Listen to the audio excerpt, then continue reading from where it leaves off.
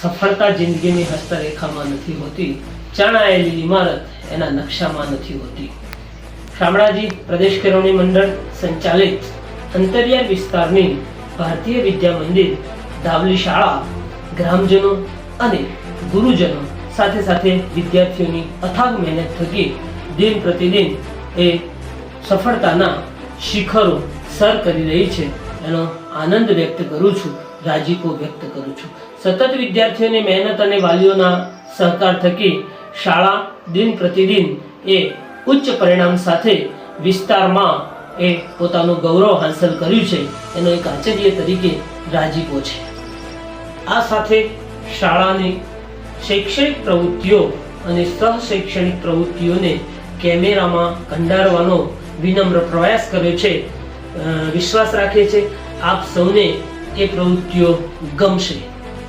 મિત્રો, જણાવતા આનંદ થાય છે કે શાળામાં સમયાંતરે વિષય નિષ્ણાતોને બોલાવી અને બાળકોને એ જુદા જુદા વિષયોમાં માર્ગદર્શન આપવામાં આવે છે.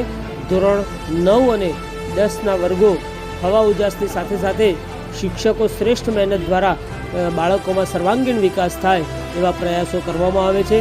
સાથે સાથે શાળાનું રિઝલ્ટ પણ ઉચ્ચતમ ધ્યેય હાંસલ કરી અને 100% રિઝલ્ટ પ્રાપ્ત થાય છે. શાળામાં ભૌતિક સુવિધાઓની સાથે સાથે એ સરસ મજાના બગીચાનું ભાવાવરણ પણ આપણને જોવા મળે છે. રમતગમતનું મેદાન પણ એટલું જ સુંદર છે કે જેમાં તમામ પ્રકારની રમતોનું આયોજન કરવામાં આવે છે.